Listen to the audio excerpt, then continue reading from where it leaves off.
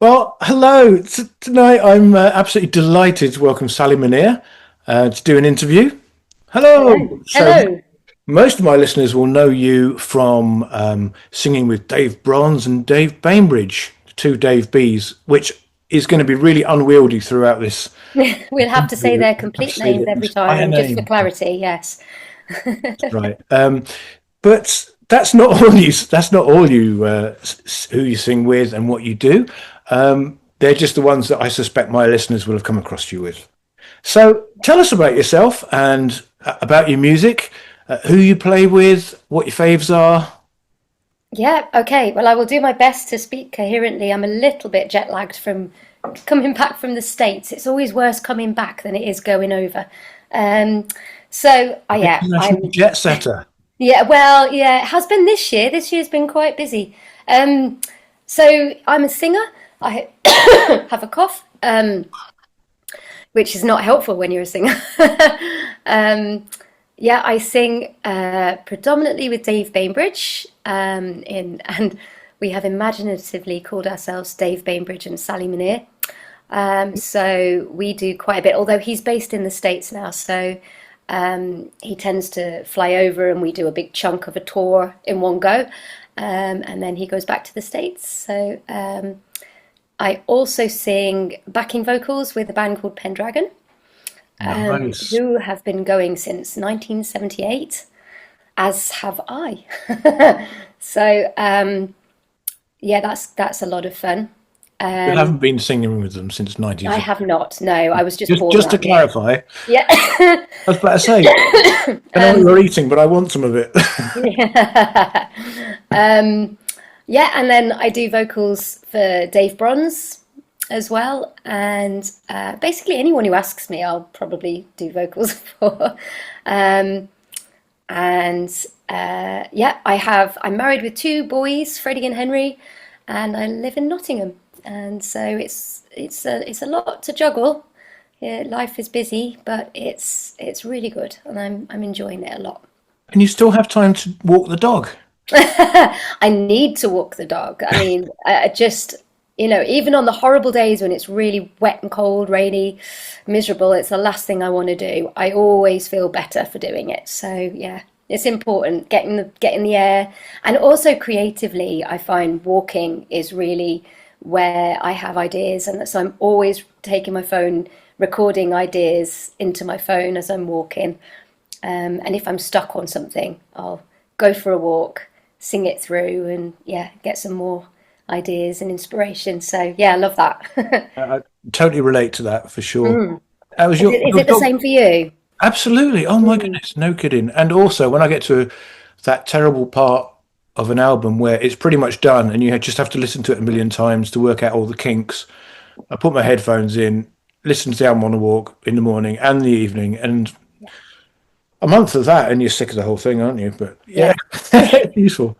No, it is. You've worked out the kinks by then, yeah. Yeah, that's the plan anyway.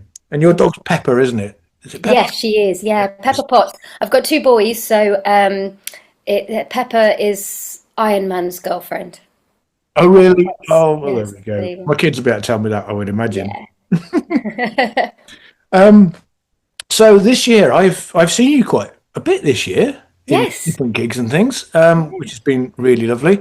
I've seen you play with Dave Bainbridge a few times, in fact, Yeah. and of course we played together in We Huddersfield. did. Just over For- a year ago, wasn't it? Yeah. yeah, it was September. Oh, it doesn't September, count yeah. this year, does it? We're still going to talk about it though because it was great. It's close So enough. we played with Dave Bronze, didn't we? And with that Yes. mad band with a Absolutely choir, epic. brass. Oh, tell me your recollection of that. Well, I just felt it was so incredible to be a part of it, wasn't it, really? And Yeah, it was like a because community spirit, wasn't it? absolutely, we were just part of something that we all really wanted to do. I get the feeling anyway, I can only talk for myself, but I got the feeling that the rest of the band loved the music. And obviously, everyone who'd come along to watch and listen, they were there because they love the music. So you just can't really go wrong with that. I mean, everybody was wanting to be there, loving it, and it was just a really special thing, I think. And yeah, it was so much fun. It really was, wasn't it? It really was. Yeah, And obviously, I've seen you, yeah, with Dave Bainbridge a couple of times as well. And also, I saw you on a fabulous gig in on Lindisfarne, with absolutely. kind of members of the Iona band, and that was really special, I It thought. was. It was. I mean, talk about. I mean, that's almost going back to where Iona as a band started, isn't it? I think it was a visit to Lindisfarne, Yeah. Dave and David Fitzgerald, that is. So it's a special place for them. And for me, growing up listening to Iona music, I loved it. As a teenager, it got me through some pretty tough times, actually. I think I just lost myself in the music, and it meant a great deal to me. So to be there in that special place, singing that music with three original members of the band, I mean, you just Um, can't really get better than that. It was a real blessing to do, and yeah, again, felt very special. Probably a little different to the other gig you came to on that tour, which was Leicester, which was less. that's they did all the bass speaker had broken, hadn't it? And Yeah, oh, they only fessed up to that at the last minute when we were packing away that somebody had put their foot through it some nights previously. I mean, I knew as soon as they started. Yeah, It's like, yeah. Something is not right here. Yeah, absolutely. oh, it's a shame because the performances were absolutely beautiful. It was, Thank you. and but you just kind of got to go right. I'm not going to worry about that now. Let's just watch and listen. Well, And there isn't I anything still loved else, it. nothing else we could have done about it, so we just had to plow on. Yeah, that's it. So I mean, the Lindisfarne was really interesting. I mean, to me, I mean, I've been listening to Iona since I was little as well, so I really relate to that. But Mm. whilst Iona are absolutely amazing, there's not many of us really who, I guess, wouldn't. They're not a very well-known band, I wouldn't have said. So how did you No. come across them? Well, predominantly through my dad. He, sorry, I'm going to have to cough again. Um, Dave Bainbridge is quite a big fan of Gentle Giant, and having read or heard interviews that my dad has done, was aware of my dad's faith and made contact with him, and sort of just got to know him really, and they've had a friendship over the years. So whenever Iona would play Birmingham, my mum and dad would often offer to host a couple of people from the band and crew. It just helps to keep costs down for touring bands if people are happy to put you up in their home, which is lovely. And nice too. So Yeah. so we would often we had Troy quite a few times, so that was always good fun. Troy, for those that don't know, it plays Ilian pipes and is also a bit of a magician. So as kids, he was doing magic tricks. I mean, he's really, really good, really good. Wow. He blows my mind. So when he came to join us at Oh, one I of thought our you were going to gigs, pick a coin out of your oh hair. yeah, well he would have done, but yeah, yeah, I I don't was have about to go, wow. it. Yeah, when he joined us in Leeds last year, and I was on the phone to Dave, who was staying with him, and he said hello from the background and said, "I'll see you tomorrow." And I said, "Oh, will you do some magic?" He said, "Yeah, of course I will." So he turned up with some magic tricks, and yeah, yeah, I still remember that as a kid. It was just blowing my mind with these tricks, and even now when he does them, no idea how he does it. It's just incredible. So yeah. Right. But Finger, sometimes it was finger someone moves doing, quick. yeah, exactly. Sometimes we had perhaps the guy doing sound, or whoever needed accommodation, we would often put them up. So yeah, So your so childhood that's how must we have knew been about them. full of music. Yeah, absolutely. Oh, amazing. Yeah. So, I mean, singing, did you think, right, I want to learn singing, or was just singing part of your everyday life when you grew up? I mean, because with all that music going on, did you learn any other instruments and then think, I don't want to do that anymore, I'm going to sing, or you jump into this thing? I I could sing before I could speak.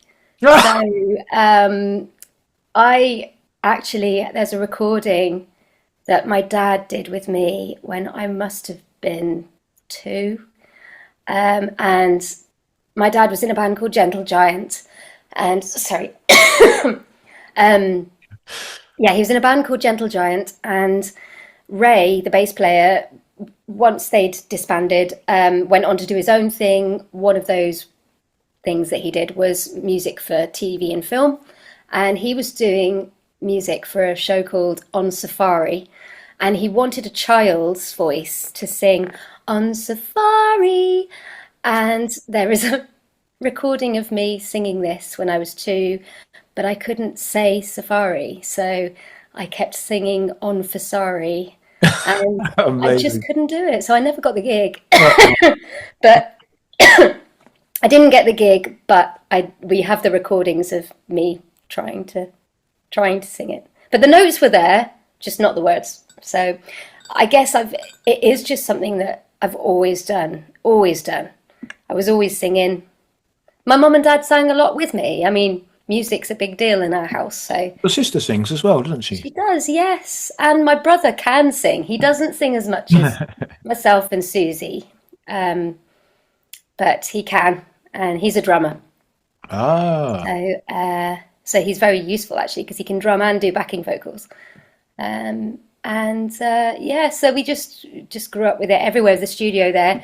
I wanted to play piano, and I remember the teacher coming to the house and saying that my hands were too small for piano. I think I was 6. how rude. Yeah, yeah. Well, I was tiny. I'm still not that big. So she said she will learn violin, and she was really scary. So I just did as I was told. So I learned violin, and then when I got a bit bigger, she started teaching me piano as well. Um, I carried on. In fact, I did A-level music on violin. Wow. In hindsight, no idea why I didn't do vocals.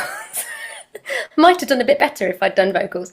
And always played piano as well. I often write on piano. And then I picked up guitar at university because it was easier than lugging a keyboard around. So yeah, but And yeah, I I've think seen singing you, is just something I've always done. So yeah, I've seen you play whistles and bells and flutes and drums and all sorts of different things. You seem to be yes, branching out a bit. yes, yeah, trying. I think that's Dave Bainbridge's fault more than anything. Most things You are. know what this piece is missing? Oh, would you know happen to know how to play this? No, I'll give it a go. A Yeah. flugelhorn? Yes, bring it on. Yeah, I think brass is where I draw the line. I don't think Me too. I could I'll I have a could go at anything with strings, and yeah. yeah, but brass. So, did you often listen to music? Did you have a record player? Who did you put on? Who were your inspirations? Who are your inspirations now? Who do you put on when you're in a funk, Oh, I never get a got chance to. jet lag? If I'm Yeah, driving, I've usually got a kid in the car, and on goes the metal. They're just metalheads, heavy rock metal. awesome. Avenged Sevenfold, Slipknot, Metallica, all that sort of stuff going on in my car. So I actually have At got least quite it's into. proper music. I'm going to say Yeah, well, it yes, could be yes, worse. It could be the charts, couldn't it? yes. This it could be K-pop, but hey, yeah. So I actually have got quite into Avenged Sevenfold, a band called Clutch. Yeah, I like quite a lot of it, but sometimes I just have to give them a little look, and they know Mum's not in the mood for shouting music. Or yeah. No. Um, but yeah, I when I was young, we had a record player growing up, and one of the first things that I can remember that really had me. This is going to sound a bit weird now, but we had the LP of The Jungle Book, Oh goodness, we had that and cassette and we listened to it in the car all the time. yes, yeah, and the music in The Jungle Book. Even now, as soon as I hear it, it just sends shivers all over. I think it's so magical. That muted, is it, I don't know, clarinet or whatever it is. I haven't listened to it in ages actually. I should listen to it again, but I can remember I used to just listen to that over and over, and it was obviously narrated, but the music from the original Disney film was throughout it, and that kind of jungle beat, ding, dick, dick, ding, dick, dick, ding, dick, dick, and all that was just Uh, so special. Yeah, I the used to love that. Vultures songs was, Yes, yeah, and yeah. Shere Khan's voice was so deep. So deep. Yeah, yeah, yeah. Oh, we loved it. Yeah. And so that was one of our go-tos. Then the other go-to was the Muppets. We had a Muppets tape as well, which we pretty much wore out. Did it have Mana Mana on it? Oh, it did, and Yes. right along, and oh, it's yeah, fabulous. But apparently, we used to listen to Irish music quite a bit, funnily, in the car, which I don't actually remember. Now, I'm going to have to ask Dad what it was, whether it was the Chieftains or a bit of Clannad or what it was that we. But apparently, I used to always request it, and I would always request. I think I used to call it the diddly diddly music or something, but I would like that a lot. And now you're singing a diddly diddly. And yeah, diddly diddly music. That's it. Yeah, I've made a career out of it. That's amazing. I mean, when did you realise that it wasn't just a fun thing that everybody did, and you were going to do it for the rest of your life, which is quite different. Well, it is because I'd actually filled in my UCAS application for university to study speech therapy, and yeah, it was sort of playing out that I was going to go down that route, really, and it seemed like a sensible thing. There was a career at the end of it, and I was interested in it. I loved English language at A level, and I loved kids. I was interested in working with kids, and it was very natural at that. So it was all falling into place. But yeah, and I don't know if you'll want to put this in now, Matt. This might be a little bit too out there for your for your listeners, but it was a church thing actually. It was somebody who was visiting our church from out of town just came over and said, "I've just got a word for you. I don't know if it means anything to you, but it's just singer," and that sort of changed everything. Yeah, because it was almost something that was so matter of fact to me that I sang. I hadn't considered that could just be enough and that could be it. That's what I do. Yeah, yeah. And Amazing. yeah, I changed No, course, took some just years to out. reassure you, our listeners are very open-minded. They want to know about you, and if it's important to you, it's Yeah, important to them. So please don't. yeah. So that was the turning point, really. Up to that point, I hadn't really thought of it as serious thing that I should be doing, and I thought, oh, okay, Amazing. maybe I could do that. So I took some couple of years out before I went to university, um, and yeah, and then I went to Salford and studied popular music with recording and technology. So I didn't really do very much of the recording and technology. I focused more on performance and composition. So Hey, you managed to get on the Zoom. Not everybody does. yeah, yeah. Well, yeah, I could have done a bit more of the tech stuff, but there you go.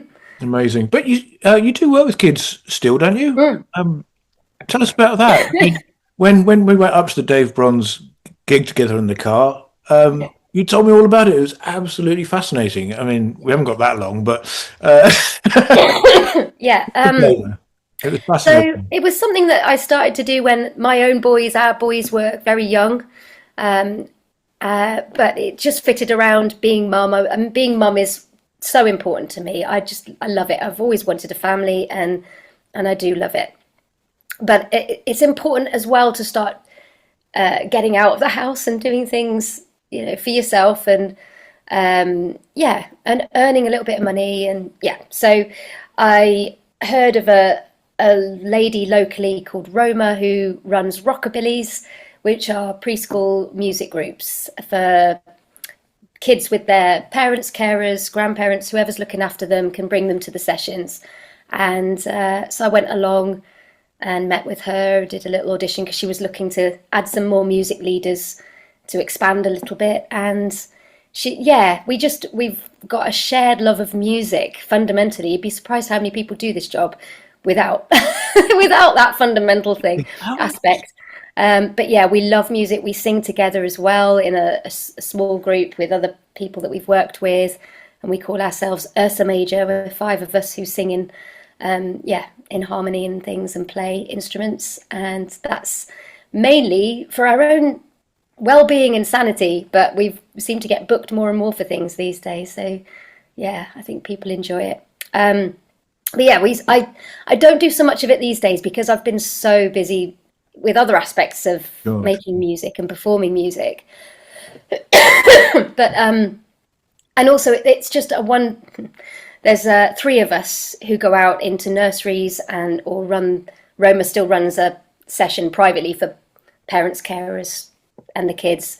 But the rest of the others, there's Steph and myself. We go out into nurseries and schools as well. We've got a project going on in Derby at the moment to get more music into schools because they're struggling. They don't have perhaps the skill set amongst teachers these days, and so we're funded by Youth Music to go in and do music sessions. It's really important, I think, just to for a start, to help kids to understand music and get the most out of music so that they can enjoy it, and but also it's so helpful for development, brain development, and setting them up to learn well for the rest of the day. It's so important. It gets cut all the time, but it makes such a difference to do it with kids. So yeah, I think I'll try not to go on too much about it, but I'm really passionate In about. these interviews, I've noticed that most musicians don't suddenly, at the age of 25, go, I'm going to be a musician. Let me go and learn an instrument. And it's it's not about the fact that if you learn it young, it's been a longer time, or that's got something to do with it. That does help, yeah. It's about the fact that if you've got that love of music and you've just loved music for 20 years before you start a career, it's just in your soul, isn't it? It And is. that's really important. But So we focus a lot on kind of we do focus on pitch and on rhythm and pulse and all these things, but it's got to be fun and it's got to be something that is enjoyable because I hate when I see people treating music as if it's something that you should be able to do or you've got to do it like this and or you're not doing it right and all the rest of it. And actually, I've been there. most people, it should be something that you escape to and that helps you through things. People will turn to music to get them to celebrate, to get them through hard times.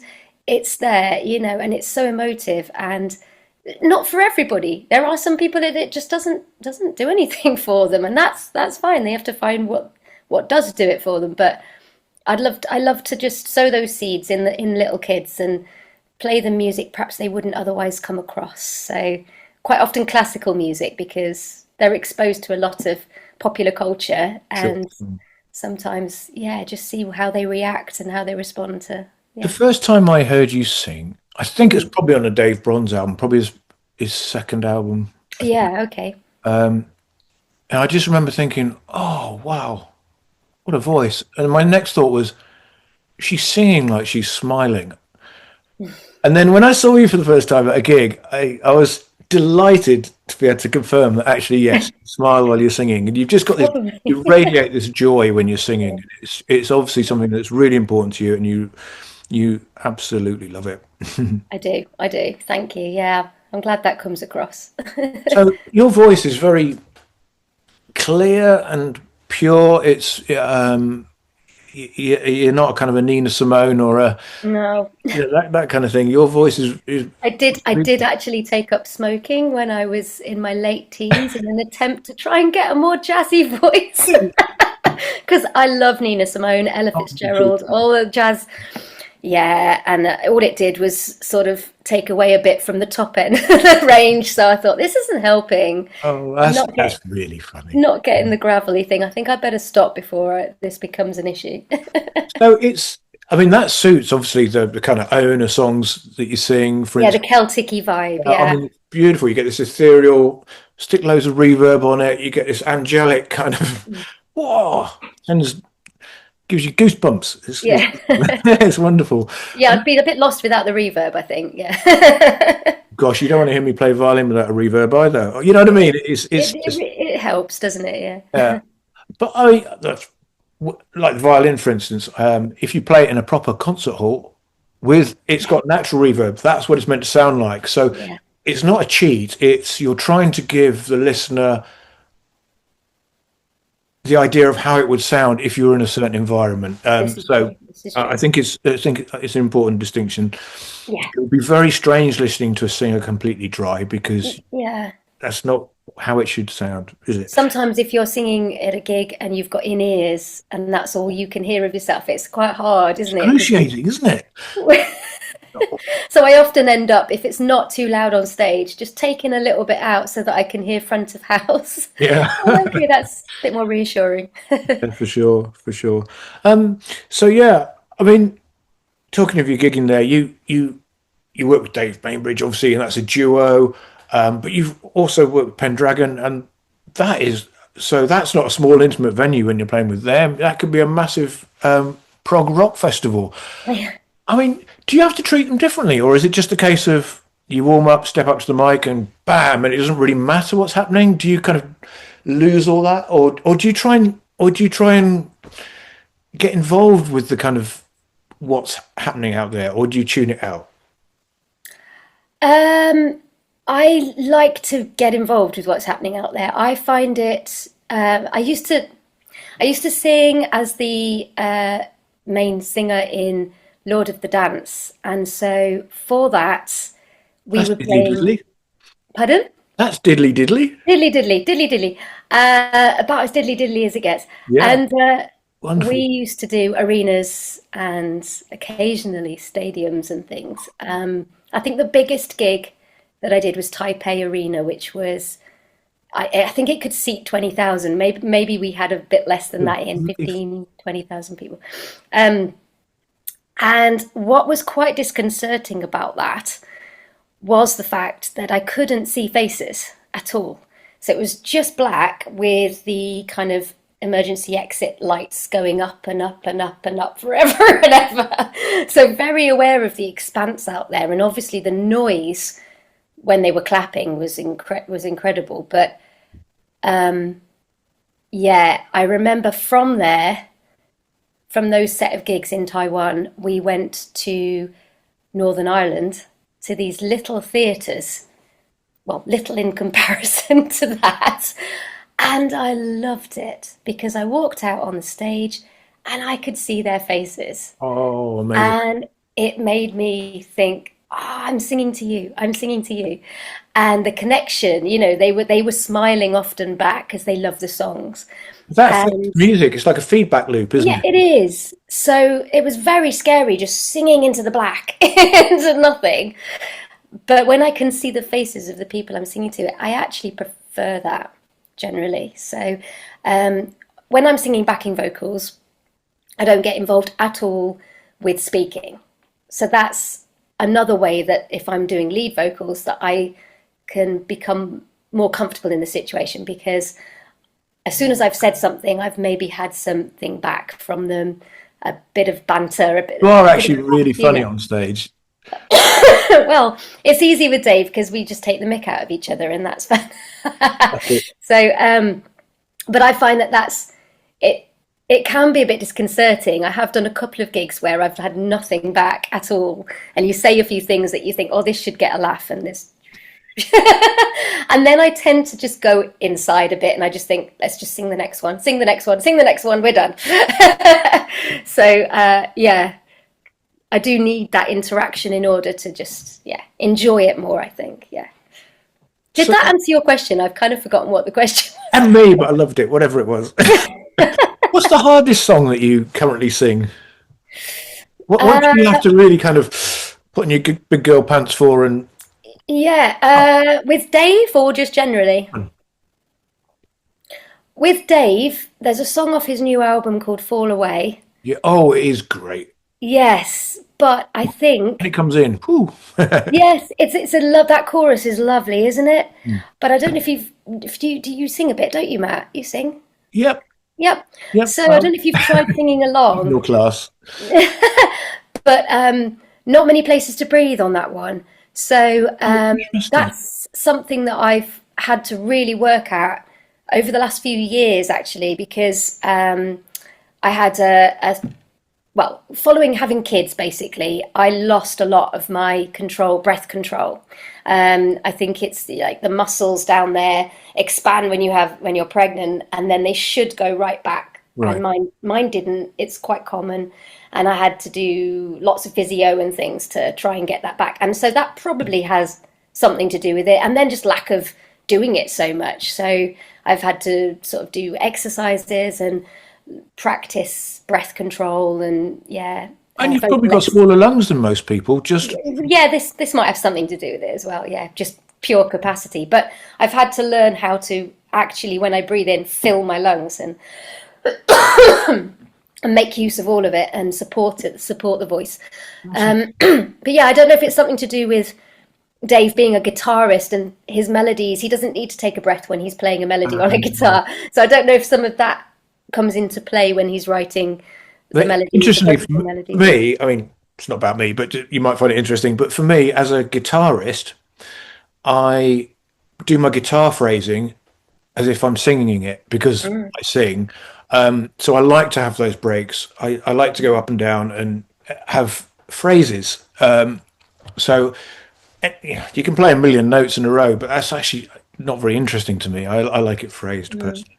And it's a beautiful melody, but there aren't many places to breathe in it. So that's the one where I have to kind of I'm gonna have to listen. I can deep listen back breath. again now. Yeah, it is a lovely song. So, I mean, I'm also aware that you're coughing all over the place here. Yeah, well, yeah, a little Talking of bit, sorry. vocal health, Yeah. do you have any kind of warm ups that you do? How do you look after your voice? Then we'll Yes. avoid it because it's obviously not working. Well, no, exactly. I think I am quite susceptible to picking up bugs. I will go through a long time, and in fact, I wonder. I did think things had been a bit better recently because I've been working in nurseries. So I've been doing that for about 10 years, and I thought, right, surely I seem to have built up quite an immunity to these things, but this year's been bad. But then I've noticed so many people. It just seems like I'm surrounded by people who are ill.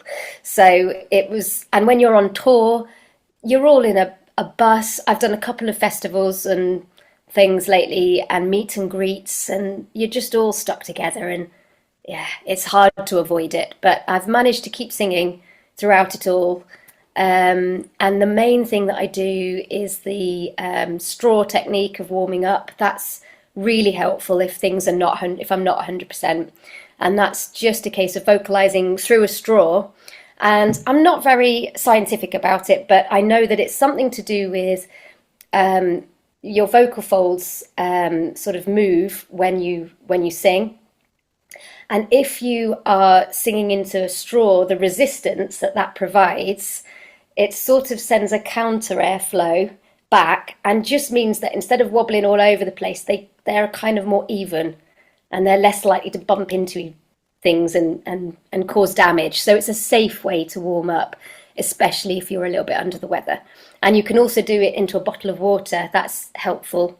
That's another technique. So I do that, and I do vocal warm-ups as well, just to help with the flexibility in the voice and things like that, and to think about using the right muscles and diaphragm and things in your singing, and I have little warm-ups that I do to shake out any tension and kind of make sure, because it can be quite frantic sometimes, let's face it.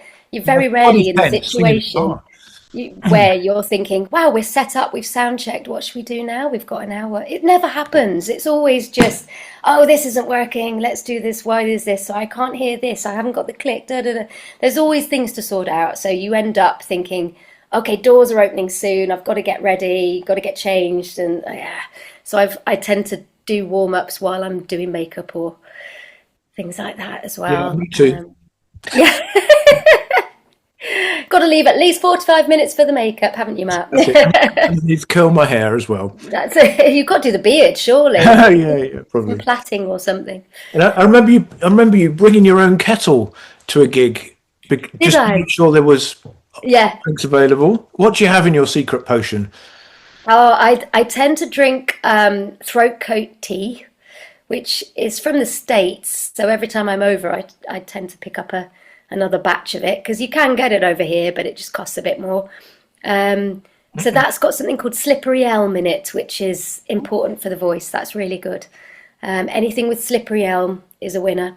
I've got some throat spray, which is also from the States. That if I'm struggling on stage, I can do a couple of squirts. Tastes disgusting, so it must be doing something good. And if I'm really desperate, then I'll pop in a vocal zone. I don't love using them, but it do help get you through if you haven't.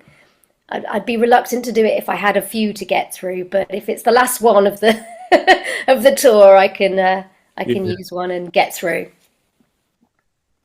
Yeah. So, on a completely different note, Hmm. I've heard you play with lots of people, but I haven't heard your own music yet. So, do Right. you write your own songs?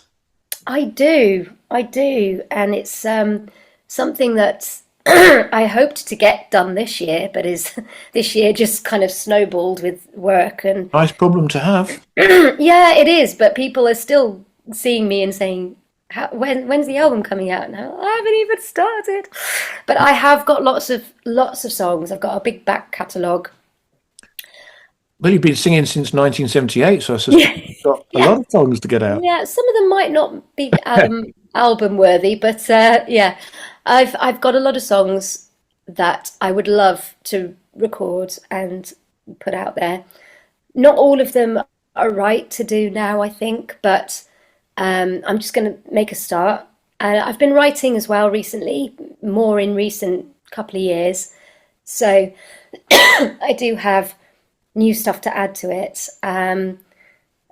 Quite an eclectic mix style wise, I think. So it's a case of, I think, just recording and seeing which ones work together Hmm. on an album and what might be for another time.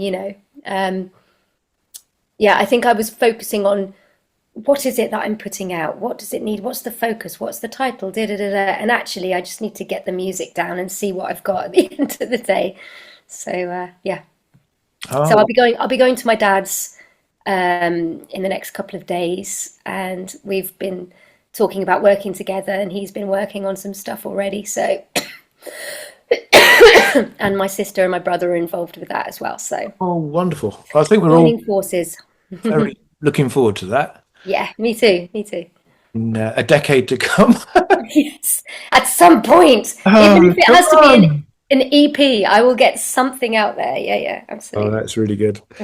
Do you think you'd approach your own material differently to when you're singing other people's? Is it any different at all? Is it more emotional, or can you connect emotionally to other songs just as much as I yours? don't really know any other way to do it if I'm singing something. I very rarely, thankfully, these days have to sing something that I don't like. And so if I appreciate it at the very least, then I don't really know any other way to do it than to go all in. So Wonderful. whether it's my stuff or someone else's, I tend to, Love it. yeah, do it the same, really. I think with my own stuff, if anything, though, I can be a bit more critical and wanting it to be a certain way. Whereas if I'm singing for someone else, I might say, "Oh, let me do that again," and they'll say, "No, that's fine. That was great." But with no one else to say, "No, you need to stop there," that's where it could be tricky. Oh, this album's never coming out. Yeah, exactly. Yeah. Yeah. So, how about if you, I mean, say if you've sung Beyond These Shores 1,000 times with Dave, can you still connect with it on the thousandth and one?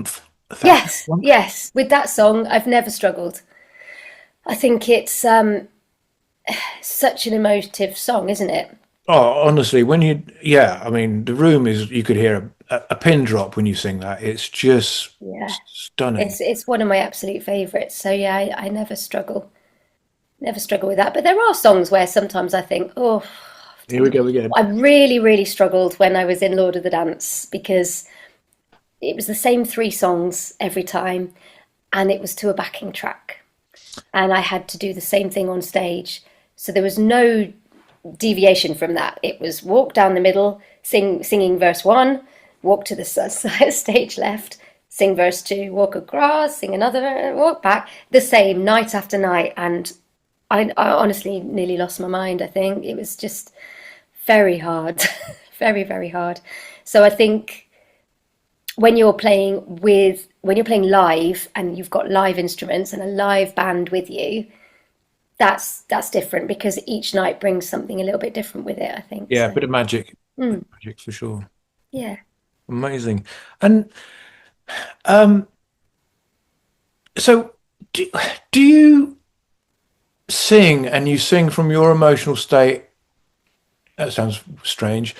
Do you think about the audience at all and think, what am I wanting them to feel? How do I want them? Are they do they kind of play a part in that?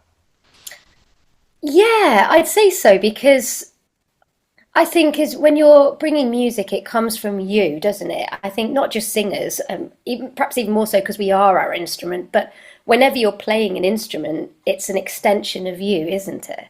And you're in that situation, so you're probably going to do things differently if you're playing to, I don't know, a room of people who've paid money to come and see you, know what you do and love you, or at least support you, or support their partner who's bought them a ticket. Um, or you're going to sing differently if you're perhaps at a festival where everyone's there really for the band that's on next to you and they might not know who you are. So I guess you're always just responding to who's in front of you. But I suppose it's different if you've written a book or your CD is out and it's just out there and it's going to be the same for whoever puts it on, whoever picks up that book and reads it, it's going to be the same message. And I think when we go out and do things live, it is the same message, but there might be something a little bit different in the delivery or Yeah. even the choice of set list, for example. You might say, oh, they've never heard us before. Let's do the stuff that the looping because that's something that's quite unique Oh yeah, to that's our cool. set and Yeah, things like really. that. Or let's or this is a church, so let's do some of the more spiritual ones. Or this is um, a rock pub. Let's not do so much of the spiritual ones that might get lost in the noise, So yeah, I think you're always reading the room, aren't you, a little bit? But yeah, but I hope that even the yeah we always try to get across the truth of the meaning of the songs and that we don't shy away from doing ones that are important to get across even if the room may not be obviously right for it. And I think we played just come back from the States and we did this rock club in Chicago and we did Kel's opening theme and the place was so noisy at the start and it just went so quiet and they really listened. And so you just never know. You think, well, let's give it a go, see what happens.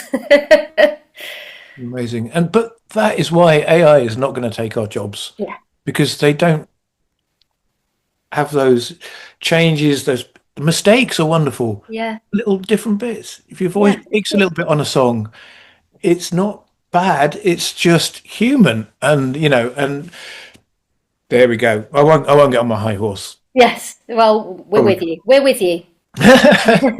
Okay, so gosh, we've been talking for ages. Yeah, sorry, it's not 20 As minutes, you is it? know, I've got an Irish wolfhound called Anderson. I haven't met him yet. I can't No, wait to but meet him. we'll sort that out. We'll sort that out. Mm. He's two and he's gigantic, 80 kilos, clumsy as anything, but lovable, big goofball. I think my dog would love Anderson because she loves bigger dogs, really loves bigger Oh, dogs. it's a match made in heaven. So, Mm. who's going to win in a sprint? Anderson or Pepper? Is he fast? Yeah, he gets going. He He's gets not quick. going. He's a lot quicker than me, but there are dogs that are a lot quicker too. He's How old is he? two. Anderson, I'd say.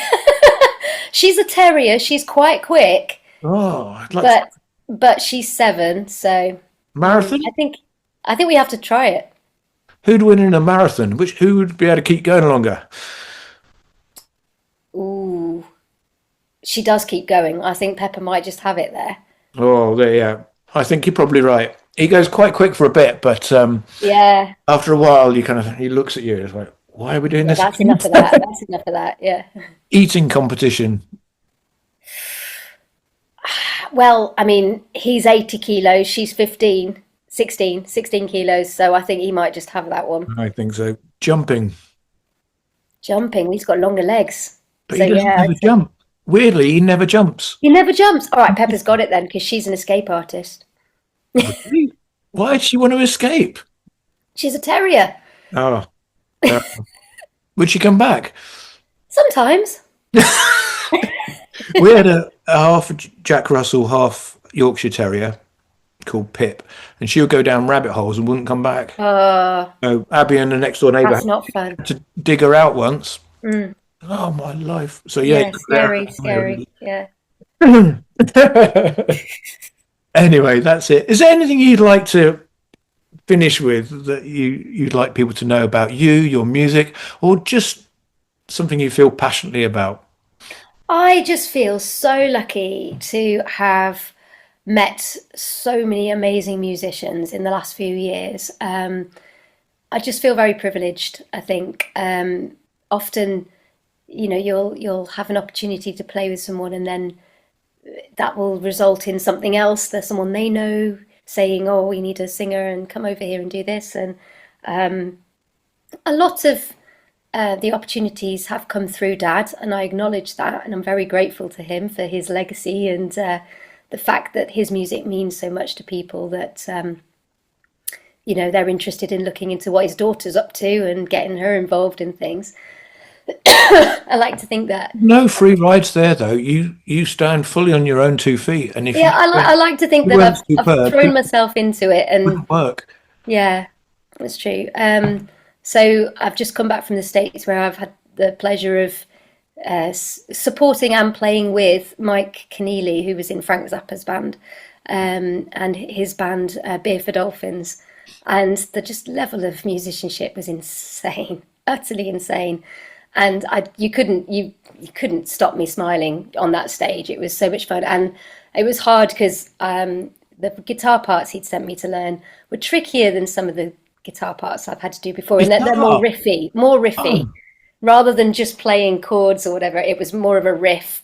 So if I had to play this riff and then sing a backing vocal that bore very little relation timing wise to that riff, so he broke my brain a little bit, but it was all good in the end. And I just thought, this is so much fun, being in a full band doing this crazy music. And yeah, it was so much fun. But yeah, so all the people I've had the opportunity of meeting and playing with, some guys from LA who I've recorded with at Real World Studios, which was an incredible experience. I just love meeting new people and seeing how they work. And yeah, I just feel very, very privileged to do what I do. Yeah. wonderful! And I'd like to give you my personal thanks for singing on Cairn. So Absolute pleasure. you're on 3 of the tracks, and they sound fantastic. Can't And wait to hear it. yeah, Yay. send it you shortly. Thank you. So it's been an absolute pleasure having you, and I'll see you on the 15th. Yes, see you on the 15th. It'll be Charles House concert. at least me. I'll bring someone else as well, I think, if that's okay. Absolutely, You yep. got room? Probably we'll have bunk chairs or something. It'll be great. I can always bring a camping chair. Anyway, so send us a picture of Pepper. Something Okay. to see, and that'd be great. And Okay. we'll look up some of the bands that you've been in and have a listen. And thank you so much for joining us. It's been an absolute pleasure. Oh, thanks for having me. Thank you.